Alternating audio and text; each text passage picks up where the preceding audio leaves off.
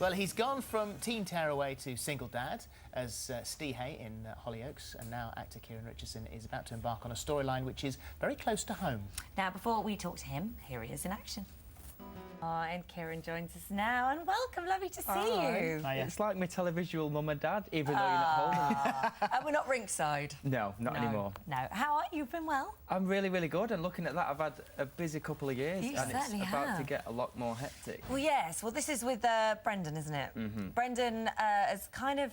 Well, he's a bad lad, Yeah. isn't he? And he's recently just returned from Barcelona. He's Cheryl's brother, and he's just recently turned up in the village with the moustache, and when you see the moustache, you think, bad boy. And he's basically took Carmel to Barcelona on like a drugs mission. He's using Carmel as a drugs mule. She's not aware of this, And however. she isn't aware of this, and Steve kind of knows that something's going on, but isn't cemented. He doesn't 100% know that something dodgy's going on until they get back. He rifles through Carmel's things and finds some drugs in a shoebox. So then thinks, right, I need to out him here, and says, right, Carmel, why don't you try your lovely shoes on? And as she's doing it, Brendan's been in already, got rid of the drugs, which then says to Steve, he's going to get away with this and no one's going to find out. And it isn't until afterwards that Brendan kind of says, look, you are right, I am dodgy, I have been using Carmel as a drugs mule, but the reason I'm doing this is because I've got a poorly child back in Belfast. And this is where it touches the nerve with Yeah. Steve, because obviously being a single dad... All the bad Who things would that do- Steve's done in the past is And for his he'd do kids, anything for which his is kids. exactly what Brendan's doing.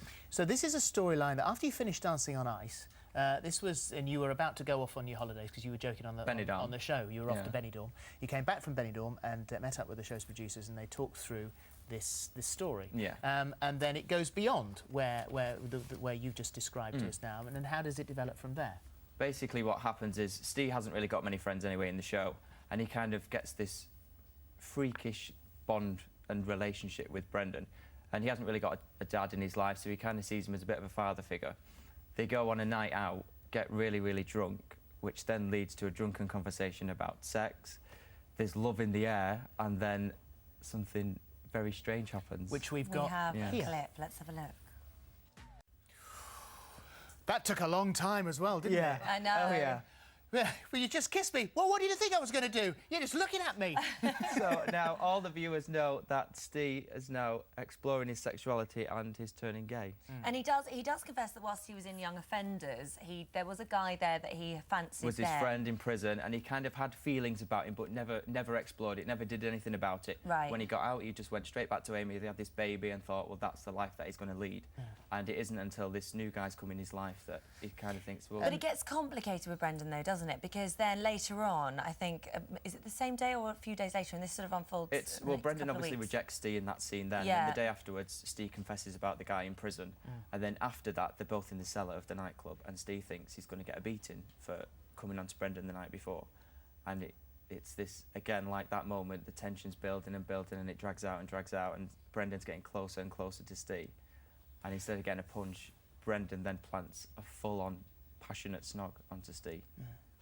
Now, of course, this is on the telly, and this is part of a character. Yeah. But there are elements here that, in actual fact, are quite close to your life yourself. And what would they be? The fact that I am gay in real life, and at 20 years old I kind of accepted it myself, and now I can finally relate to my character Steve, that he's 20 and he's going through things that I went through in my past.